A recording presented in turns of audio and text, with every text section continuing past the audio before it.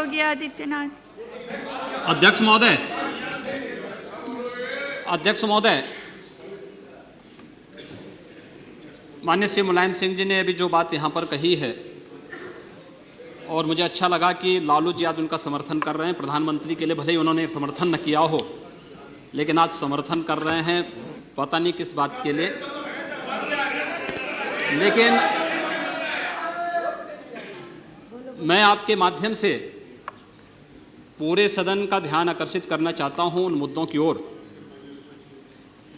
जो आज भी सदन की मर्यादा के विरुद्ध यहाँ पर बातें हो रही हैं और किस प्रकार से गुमराह किया जा रहा पूरे देश को।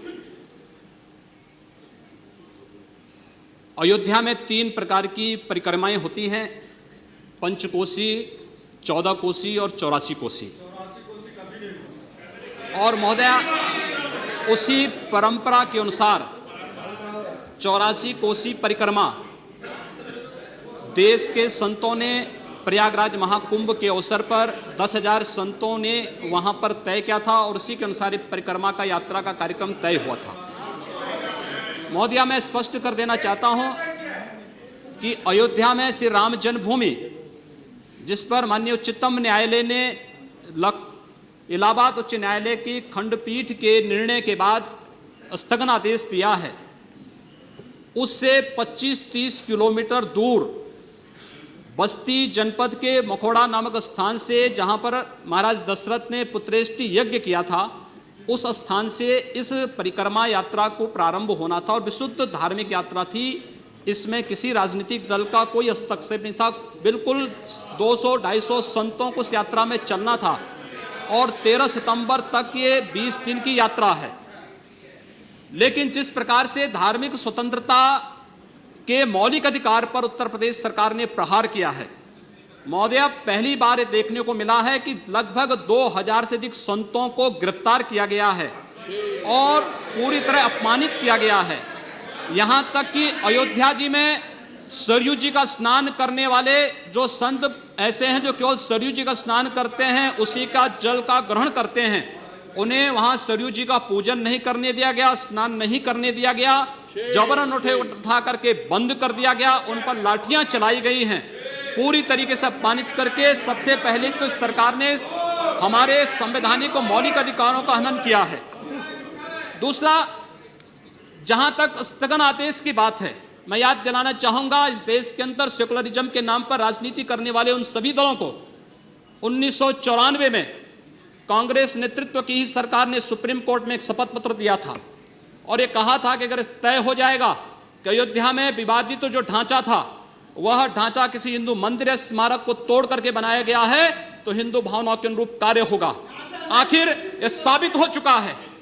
अयोध्या में 30 सितंबर 2010 को इलाहाबाद उच्च न्यायालय की लखनऊ खंडपीठ की पूर्ण पीठ ने जो फैसला दिया है, उसमें तीनों जजेस ने एक स्वर से कहा है कि विवादित भूमि ही राम जन्मभूमि है, और जब विवादित भूमि राम जन्मभूमि है तो फिर उसके लिए कानून बनाने की मांग इस देश का संत समाज कर रहा है, कोई पाप नहीं कर रहा है। हम अपने हक को मांग रहे हैं और हम यही मांग कर रहे हैं कि अयोध्या में राम जन्मभूमि पर भव्य मंदिर का निर्माण होना चाहिए, कानून इस सरकार को लाना चाहिए, क्योंकि सुप्रीम कोर्ट में शपथ पत्र कांग्रेस नेतृत्व की सरकार ने उस समय दाखिल किया था और उसी क्रम में हम मांग कर रहे हैं। और संतों को उनके हकों से वंचित किया जा रहा है, उनके धार्मिक यात्रा को प्रतिबंधित किया जा रहा है, उन्हें अपमानित किया जा रहा है। और किस समाजवाद की बात मुलायम सिंह जी कर रहे हैं, किस संविधान की बात कर रहे हैं? ये समाजवाद है। स्वयं राष्ट्रीय अध्यक्ष हैं, इनके 2 भाई महासचिव हैं, इनका पुत्र प्रदेश अध्यक्ष है। कौन से समाजवाद की बात करते हैं? परिवारवाद की बात करते हैं। बेवकूफ बना रहे देश को, ये केवल देश को बेवकूफ बनाने का कार्य कर रहे हैं और बेवकूफ बना करके समाजवाद के नाम पर समाज को बेवकूफ बना करके सेकुलरिज्म की ध्वजियां उड़ा रहे हैं। 30 दंगे उत्तर प्रदेश के अंदर हो चुके हैं महोदय, 1 वर्ष में 30 बड़े-बड़े दंगे। हर दंगे में हिंदू प्रताड़ित हुआ है, हिंदू जेल में बंद हुआ है। और यह सरकार परंपरा की बात करती है। किस परंपरा की बात इस सरकार कर रही है? कि आतंकवादियों के खिलाफ दायर मुकदमों को वापस लेना कौन सी परंपरा का हिस्सा है? यह सरकार उत्तर प्रदेश के अंदर जिस प्रकार से सरकारी जमीनों को कब्रिस्तान के नाम पर आवंटित कर रहा है, कौन सी परंपरा का हिस्सा है? जिस प्रकार से वहां पर वहां के गरीबों, वहां के पिछड़ी जाति, वहां के अनुसूचित जाति के हकों पर डकैती डला करके यह सरकार जिस प्रकार से जंगल राज कायम की उत्तर प्रदेश के अंदर, आखिर वो किस परंपरा का हिस्सा है? और इसीलिए मैं आज के इस माध्यम से आपसे अनुरोध करना चाहूंगा, उत्तर प्रदेश सरकार ने उत्तर प्रदेश के अंदर हमारी धार्मिक भावनाओं का अपमान किया है, संतों को अपमानित किया है। इस सरकार को रहने का अधिकार नहीं होना चाहिए, इसे तत्काल बर्खास्त किया जाना चाहिए। आपसे मैं ये अनुरोध करूंगा कि भारत सरकार से मैं ये मांग करूंगा, ये सरकार लड़ाने का कार्य कर रही है, यह केवल मुस्लिम जिहादी आतंकवाद को प्रश्रय दे करके हिंदुओं को अपमानित करके संतों का अपमान करना चाहती है। और इसीलिए 84 कोसी परिक्रमा को इसने रोका है। महोदया, जितनी फोर्स वहां लगाई गई उसका दशांश भी, महोदया, उसका केवल दशांश भी केवल सुरक्षा के लिए देखी 200-250 संत अपनी धार्मिक यात्रा को शांतिपूर्ण ढंग से निकालते।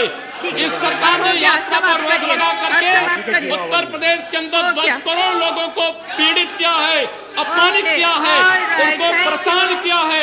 और यही नहीं, यह सरकार लगातार हिंदुओं को अपमानित करने का कार्य कर रही है। और इसीलिए मैं आपके माध्यम से अनुरोध करूंगा, इस सरकार को रहने का कोई अधिकार नहीं, इसे बर्खास्त किया जाना चाहिए।